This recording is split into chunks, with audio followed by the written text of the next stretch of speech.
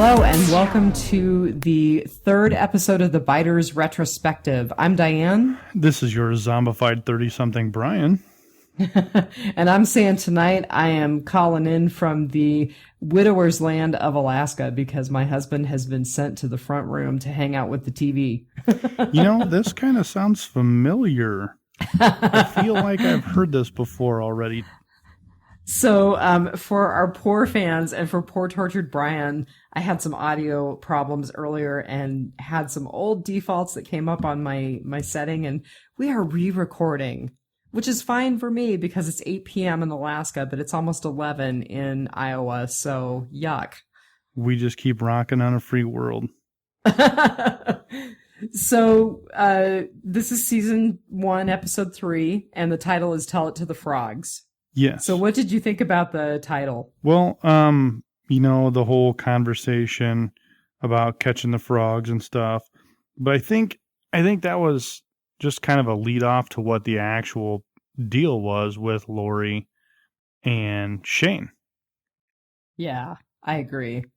I think it's really, you know, Lori says that to Shane and she's really telling Shane to take a hike. It's just another way of telling him, we're done, we're over, you're out of here.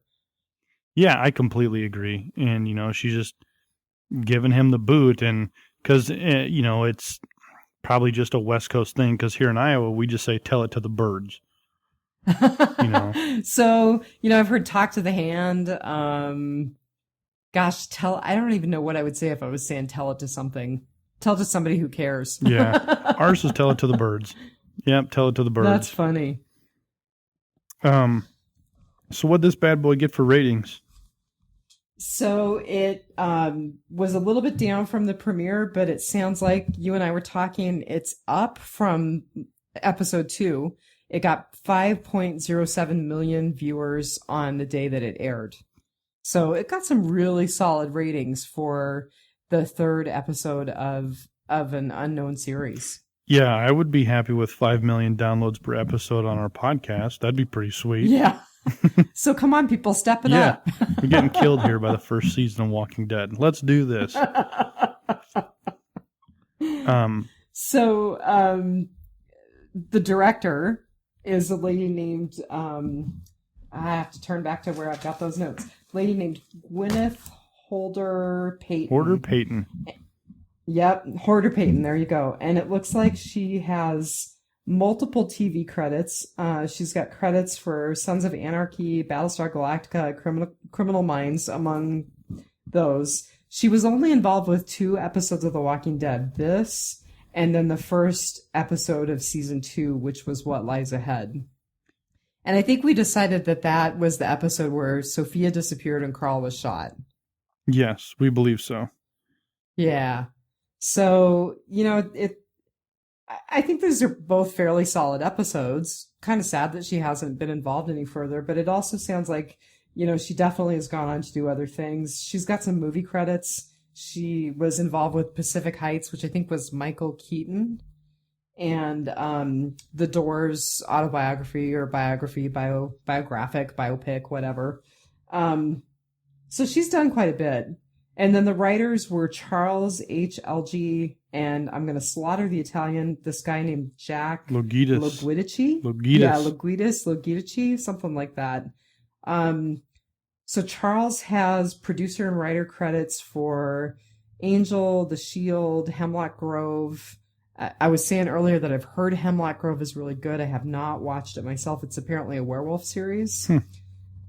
He's also got credits for Dexter, so he's got some really good background, and he was involved in all of the episodes for season 1 of The Walking Dead. Yeah, which is great. We like seeing this stuff. We like seeing all these different names. That's something to kind of think about as season 1 progresses, when we have a lot of likes and dislikes and hates. You know, it seemed that very early on, as they were trying to find their identity and trying to save money due to budgets, they might have asked a bunch of people just to audition for future jobs at some point, you know, saying, hey, look, here's what we're doing. You want to do for it. If it works, if your episode's great, then we might sign you on for future episodes. Because there's a ton of people who had action in a 6-episode pilot. And so that definitely brings up the second guy, the Jack Loguidice, or however you say his name. So he has a couple of good credits. He was involved with Sons of Anarchy. He was involved with this particular and only this episode of The Walking Dead. But he comes back with huge credits in Fear the Walking Dead. He's got writer and producer credits for several of the episodes in that first series. So I think that really is evidence of someone who maybe did some early, not well paid work, maybe even some spec work initially on, and now it's paid off for him in terms of his involvement with Fear. Or my Manitowoc Sheriff County idea is that Jack is giving a favorable deposition in the ongoing lawsuit between Frank Darabont and AMC and everybody else. That is so funny. Oh, Manitowoc, that's a referral to Making a Murderer. Yeah. Yes. Which is crazy. Which I should probably podcast about that. We should. I thought it was really good, but I'm having some mixed feelings about it. And so, yeah, that's another podcast entirely, but check it out, people, if you haven't. It's pretty interesting. So you want to jump right into the epic fail and epic fail? Yeah, you bet. Kick us off with the epic. All right. So my epic was really Andrew Lincoln's entire performance. And I know I'm kind of just throwing that out there as a blanket statement, but what I really think was incredible in this episode, and we've seen it in other episodes as well, just his body language, his nonverbal acting. I really think that the expressions and the physicality when he meets up with his family for the first time and realizes they're in the camp, that's really incredible acting. There's a moment where after he meets Daryl, he realizes that he has to tell Daryl what happened to Merle. And just the expression and kind of the pause that he takes there is pretty incredible. So I really like Andy Lincoln's acting in this episode. I also really have to give it up for Chandler Riggs, because his acting as Carl when he was such a little kid in the reunion scene is so good. It's really touching. So, I know that's pretty broad, but for me, all of that was really epic about this episode. No, and I definitely agree with what you're saying. And I've said this numerous times before, that I would personally contribute a major chunk of success of this series to Andrew Lincoln and his level of acting. Because how many times have we sat and watched a series or gave it a chance only to be like, oh my God, this acting is terrible. And my best reference to that is Agents of S.H.I.E.L.D. When I was digging it, but I'm like, this acting is terrible, but I'm a Marvel guy, so I got to stick this out. Glad I did now, but the acting was terrible, and I know they lost a lot of people in that first couple of goes, which is why season 2 is way higher than season 1. I have to be honest and say I still haven't made it through season 1. My husband is a faithful watcher, but I would have stuck it out for the guy who plays Coulson, and I suspect that's probably why people did stick it out. Yeah, and I look back at it and go, the acting has come so far, because they did try to find, for those minor roles, they tried to find some people who were newer and upcoming actors, and I think a lot of it really hurt them in the long run. Mm-hmm. So, and I've got to say that I think that generally speaking, they did a really good job casting this first season.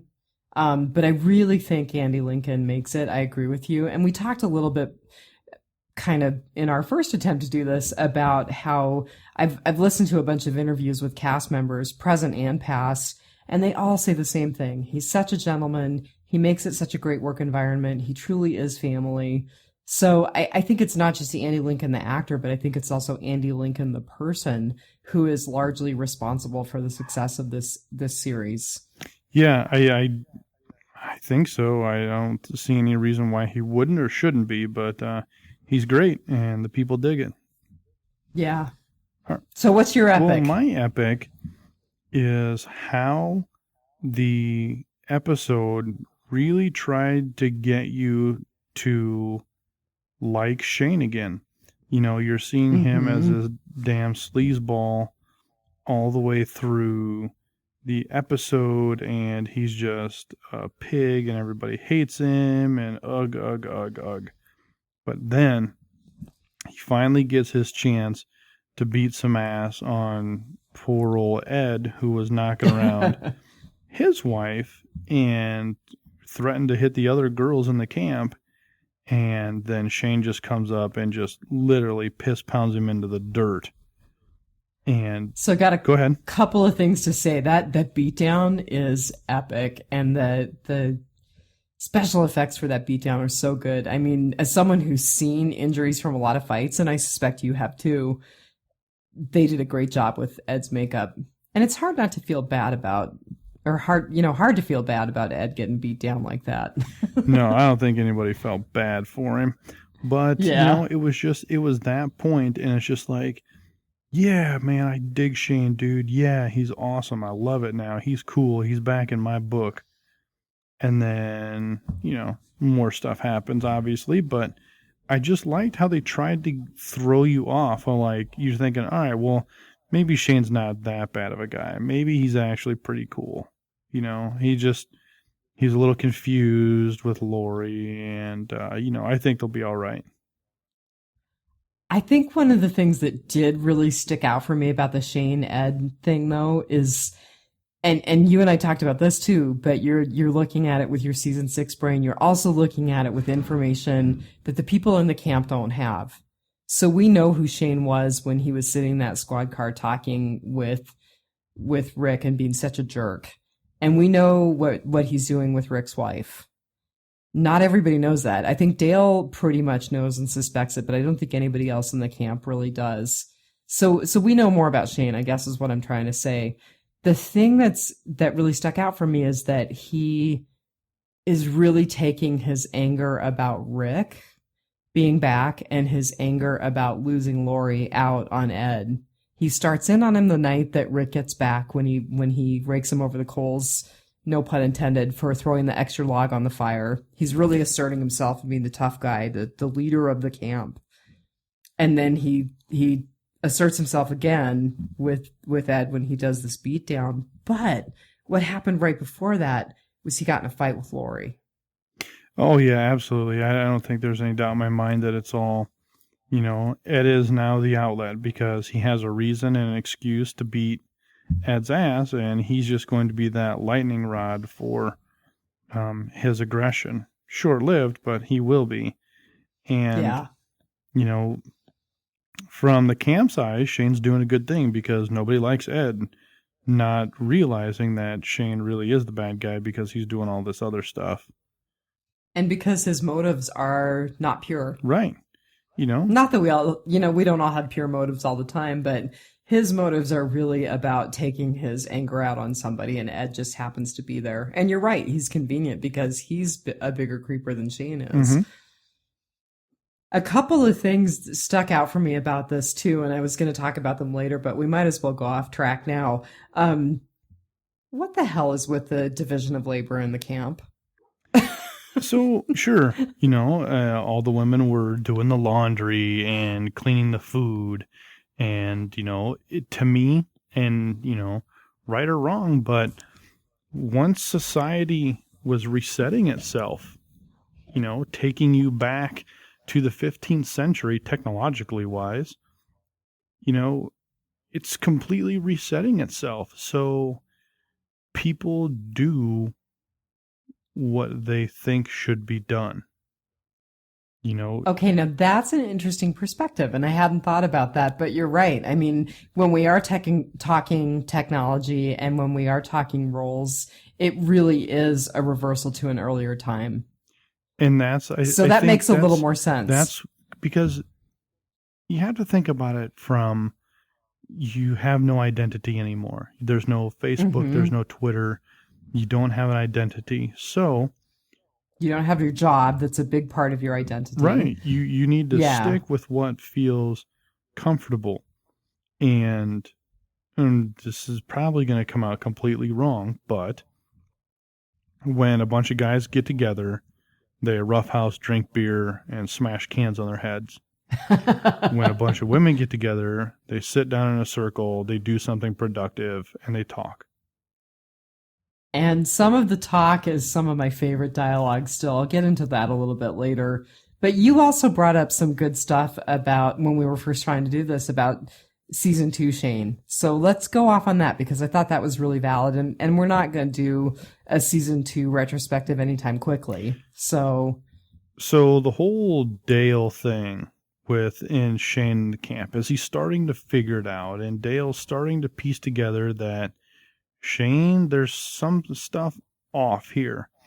And, these storylines that are planted now play out in the next season.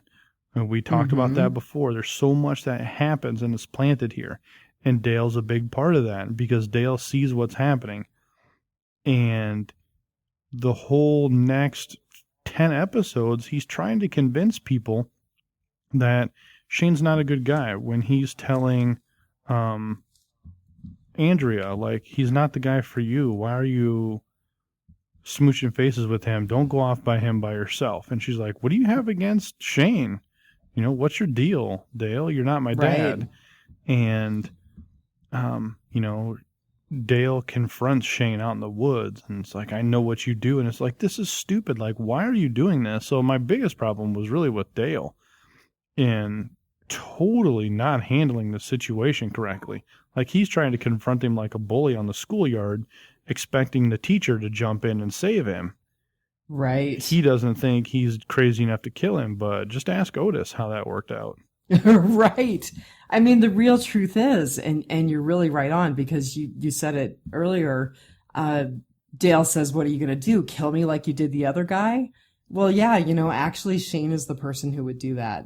If there's anybody in this group of survivors, except maybe Merle, who at this point we think is long gone, if there's anybody who's going to truly say, yeah, it's a matter of survival, I am going to kill you just like that other guy, it's going to be Shane. Yeah, 100%. And the bad thing is Dale knows that. Dale knows Shane will kill me. But he thinks it's some vengeance quest that if I just keep standing up to him, maybe I'll get him to see the light. And right, maybe I'll get through to him. Yeah, but it just continually backfires on Dale, and that's what just absolutely makes me hate Dale's character. The longer it went on, the more it just made me mad. Well, and I have to say, the thing about Shane is, you always knew who Shane was. You may not have liked it, but he's the guy who's all about survival of the fittest regardless. And he really is the guy who's going to take out somebody who's standing in his way, even if it's Rick. Which kind of sounds like Rick now. Right. Isn't that funny? I mean, and people have made references to Rick going full Shane, and I think there's some truth to that. Oh, 100%. The other thing is I think that when you look at early Rick and when you look at Shane, they're really perfect mirrors of each other, perfect foils for each other, because Rick is so passive and he's trying to please everybody and make everything fit. And Shane's like, I'm not doing any of that. I'm doing what's best for this group. And what's best for this group is what I think is going to make us survive. Yep, which is exactly who Rick is now. Right. That is so cool. He even said, I will, if we have to take Alexandria, we will. He did. That is a Shane comment, not a Rick. Because if you think about the farm, where Shane's like, we'll just take the farm. It's just some old man and his daughters. And Rick is like, no, I'm going to round up these zombies and put them in the barn to make Herschel happy. We're gonna put them in the barn and we're all living down on the farm. Yeah. And it was just completely different. But now you look at it and it's like, oh my God, that's exactly how Rick talks now. So that's a pretty cool evolution. It's pretty cool to see that. Would you say that Shane is so far, let's just say, for a comparison, he's ahead of his time? How many cool things come out technologically that don't succeed because they were so far ahead of their time? Nobody could envision where this person was going. And now looking back, it's like, oh my God, this literally was invented 15 years ago. It just never caught on. So Shane is an early adopter. Yeah, he was like, this is how the world is, and there are no more.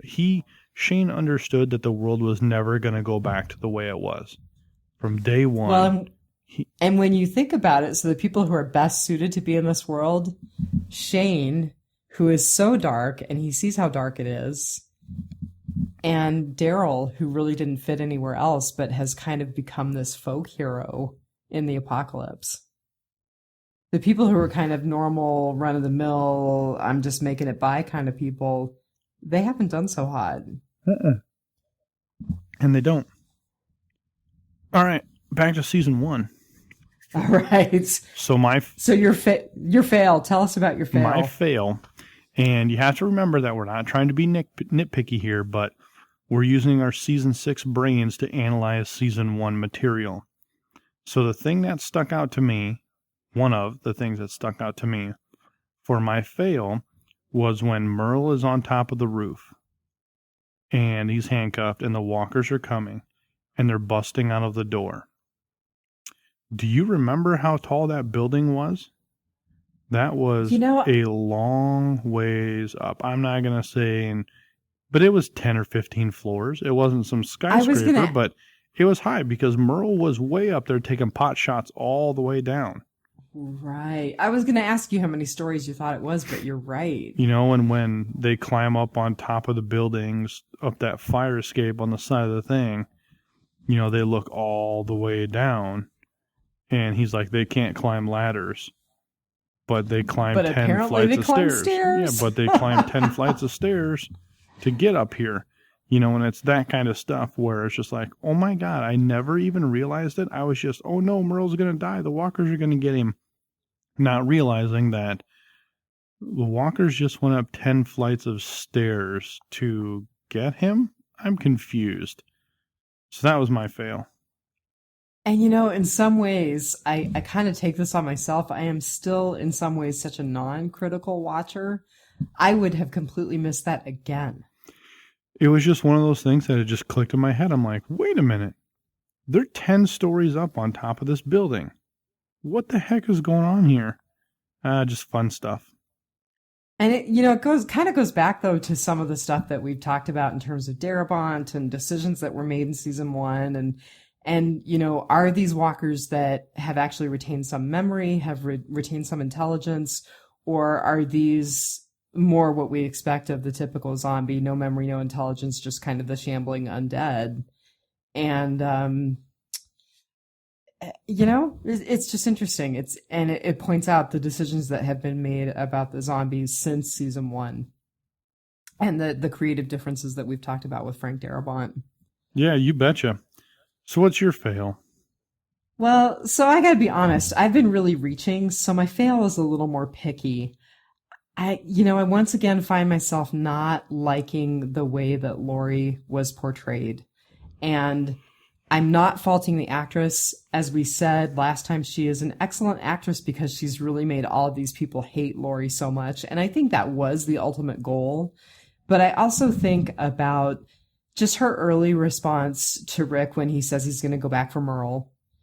And it's really inhumane. And I think we're still early enough in the apocalypse and with season 1 brain early enough as viewers that it's like, oh yeah, I can understand that the humane thing is to go back for this guy, even if he is a big jerk. And she's just so awful about it. And there's one point, there's a line that she delivers, and she's delivering it to Daryl, but she's given Rick the stink eye while she says it. She's leaning up against the Winnebago, and she's talking about Daryl going into Atlanta to find Merle. And she looks at Rick and she says, "He'll take you. Isn't that right?" And just, I don't know, the way she says it, I don't like it. I don't like the way she delivers it. I don't like the way it made me feel about the character. But it is a true portrayal of who she is. So do you think that Lori is the way she is now? That snotty, snooty crap? Because her little scenario with Shane is now ruined now that Rick is back alive. I don't know, but I do think that there is more evidence in this episode, and we can talk about this a little bit more, that the affair with Shane was going on a lot longer than we were initially led to believe. Yeah. So I don't know. I think maybe she wants her cake and she wants to eat it too, to pick up a poor expression, but. Well, I'm just thinking about this now, and she really turned into that snot for an episode or two here, because yeah, she did. Everything just got uplifted, and she had this little situation worked out. It was a good balance. And now she had already kind of checked out of Rick being dead. And now he's back. And it just, yes, he's back. I get it. But it just kind of threw her little perfect balance that she just had figured out now completely out the window. And now it's all backwards again. Because now, as we said, she's going back to Shane and be like, hey, booty calls are done. Sorry. And that's a good point. I mean, maybe the whole reason we see this behavior in this character is because she's thrown off kilter. You're exactly right. She's kind of not entirely thrilled, if you dig deep, that Rick is there, but she's also his wife, and she feels like she has to make that happen and make that good. Especially because he just survived this horrific thing to find his way back to her and their son. Yeah, it's just totally crazy. So what's your fail? My epic fail? Or your epic fail. Sorry, you've already done your fail. So Sure. Tell me about your epic fail. Well, my epic fail, and again, it's just one of those things.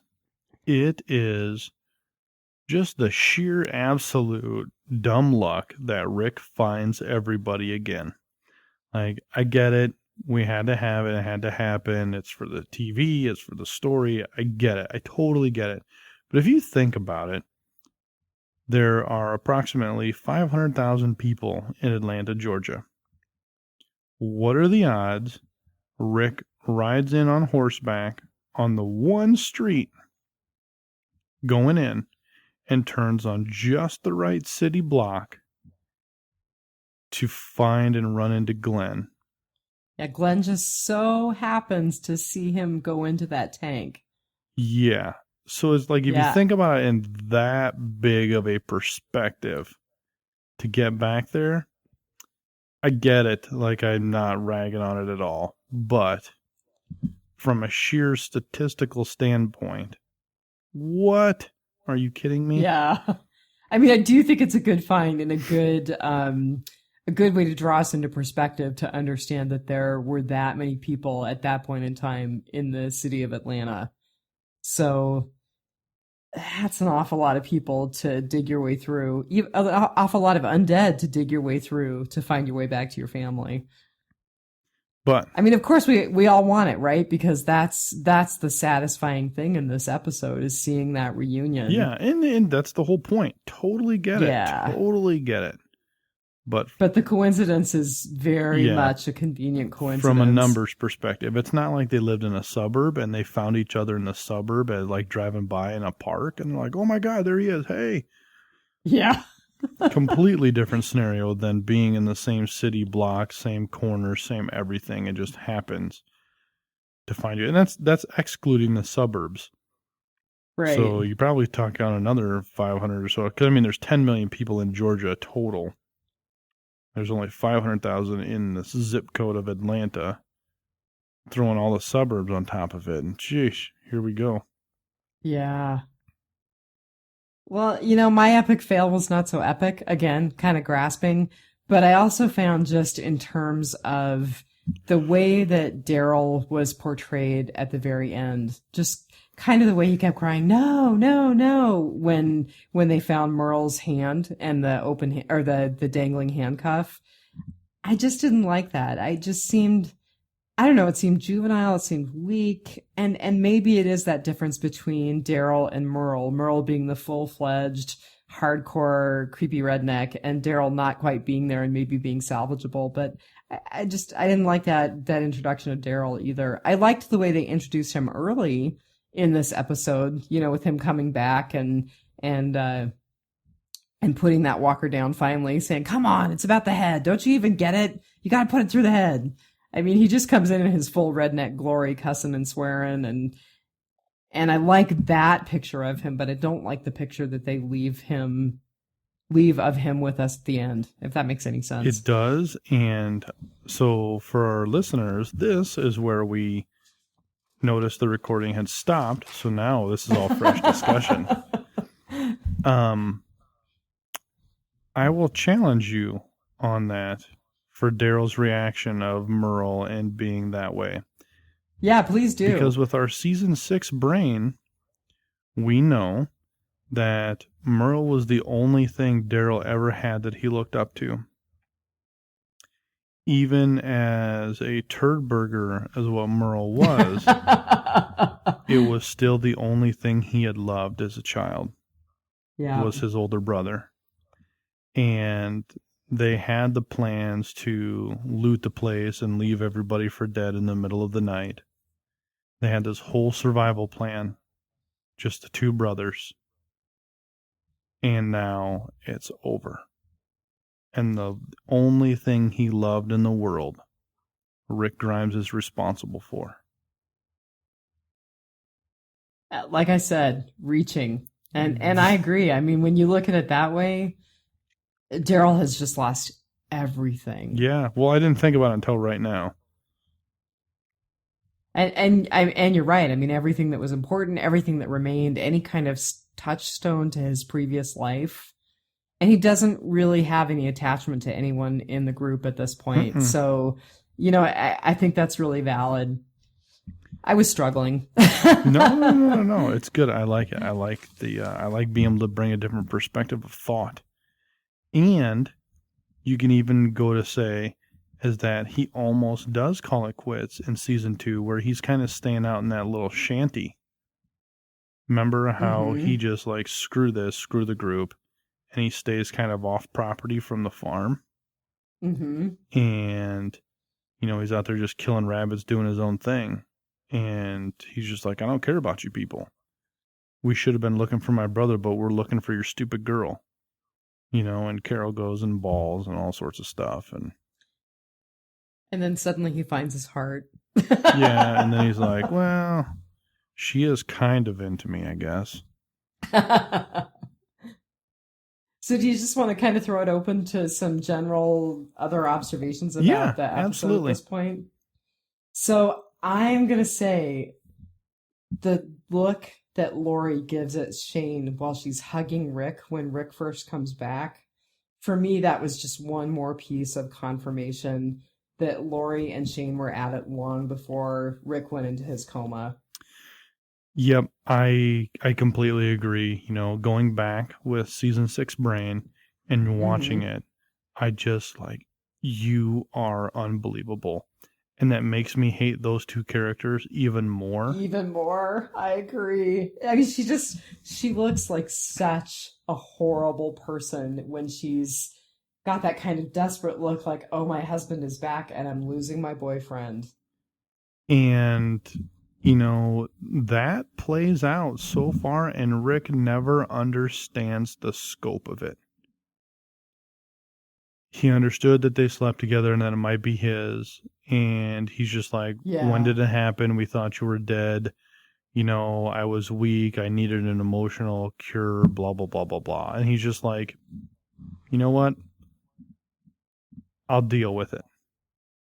So this is just a sudden thought for me, but do you think that he really didn't know, or do you think that he needed not to go there? I think he really didn't know.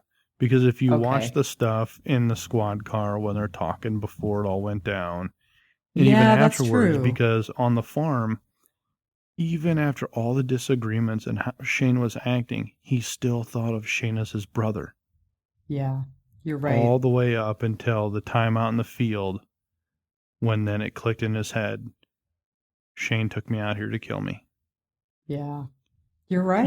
He thought of his brother all the way up to right there, that was his brother, and he never understood the scope of what they were doing to each other. And even in the prison, when we still don't know if it's Rick's child or not. We don't know if Right. Little Ass Kicker is his kid or not. He sees her as the ghost Lori, or the mental image Lori. Or talks to her on the phone. Yeah, these sequences are because he never knew. Now think about if she had actually been like, or even if Shane was just like, even in the field, where he was just like, you know what, I'm gonna kill you, and I've actually been doing your wife 6 months before this whole thing even went down. Mm-hmm. It would have totally changed things. It would have changed everything to do with her character. Yeah. Everything. Yeah, because they do actually give you in season 3, and here we're leaping ahead again, a little bit of hope that there might be a chance for reconciliation between Rick and Lori. And I think you're right. I think if that had been known, if Rick had really known that, there would have been zero chance and zero hint at a reconciliation between those two characters. Yeah, we can only sit back and speculate, obviously, because the what ifs of this show are awesome.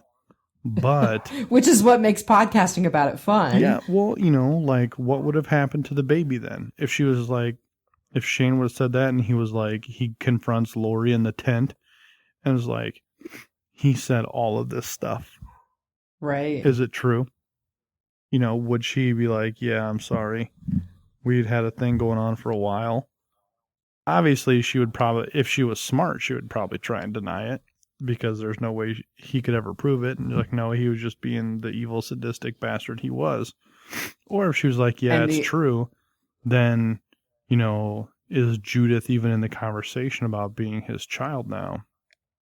Which, do you feel like we've gotten away of the importance of Judith at this point? Because I always thought that baby was going to have some sort of large meaning. Yeah, I don't know. I mean, I think that in some way Judith still is supposed to represent hope for the future, but it really does feel like more often than not she's an afterthought. Kind of like, what's under that poncho again? What's under that guts poncho again? Yeah. Oh, yeah. By the way, there's a baby in this crib over here, so don't come and take it.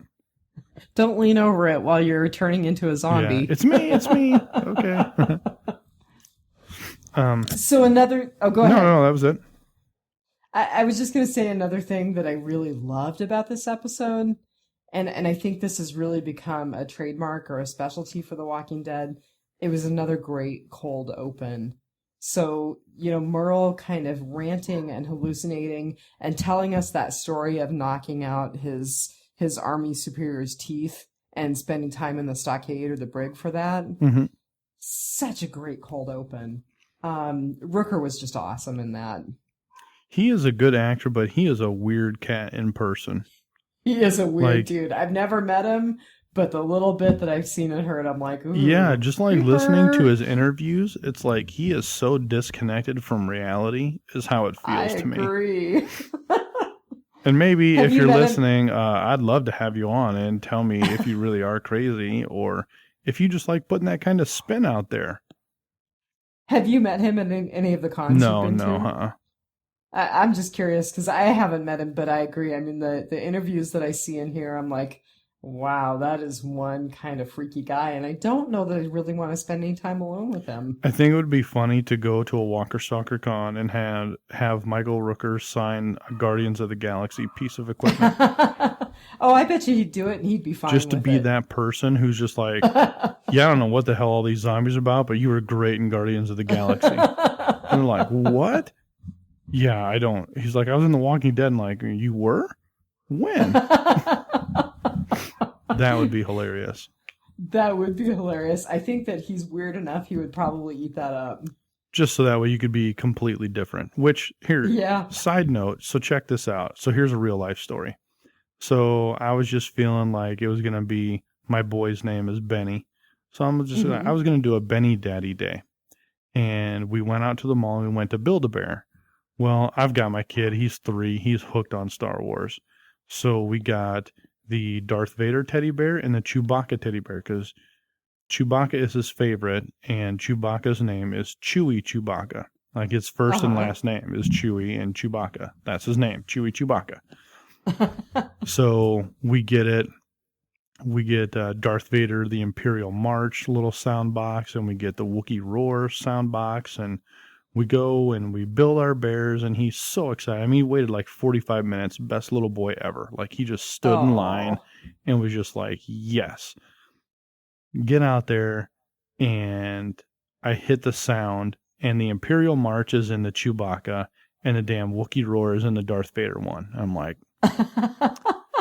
you know what? I'm not waiting in line again. We have one-of-a-kind, authentic Chewbacca Roar Darth Vader and the Imperial Chewie. That is super funny. So yeah, just one-off life moment story. So your Benny and my great nephew Hunter would be great friends, right down to the one-off Star Wars toys. Oh man, my little dude, he's got. I'm not getting The Walking Dead yet, and So I'll say this: there was one time there was a marathon on, and he was like playing with his toys. I'm like, well, I'll just watch this for a minute, and like he stared at the TV while there was a walker on there, and like he just stared, and then I shut it off, and he just kept staring at the TV. And I'm just like, oh crap. Yeah, they are wicked observant. I think people sometimes don't realize that. Yeah, so like animated Star Wars violence is good. He hasn't watched any of the movies. He's too young for me. Animated violence I'm okay with because it's not real. Like he can tell. Right. But yeah, I mean he's got Star Wars bed sheets, Star Wars pillows, Star Wars everything. And I've been slowly buying Star Wars Lego sets. Oh, for like cool. the last 2 years. So I have this whole like tote full of these Lego Star Wars sets that I find one on sale here or there, Christmas clearance sales to get rid of the overstock. And I just keep piling them up. So when he turns 10, I'm going to be the coolest dad in the entire universe because I'm going to have like 600 Lego sets we're going to set up. Okay, so this is totally off The Walking Dead, but in keeping with Star Wars. And everybody out there in the listening verse, hang on. But if you haven't bought it, go to thinkgeek.com and buy their R2-D2 lunchbox. It is so cool. I'll have to check it out. Thinkgeek.com. So this R2-D2 lunchbox is awesome. We got it for our great nephew. When you press the button, it makes all of the R2-D2 noises and lights up. Awesome. Every adult in that kid's life wanted that lunchbox, including us. I bet. Awesome. So... yeah, a little fine for the Star Wars people out there. Oh, and while we're talking toys, so I posted this to the Facebook page, but I did the Eagle Moss AMC approved, like really, really detailed replicas of the characters. And I'm holding my Rick Grimes right now. So good. So if people are into collectibles, and I'm typically not, it's not the kind of stuff that I do, but I signed up for their delivery of these collectibles, and they're really nice. Yeah, very cool. Check that out on the webpage or on the Facebook page, the Biters page there.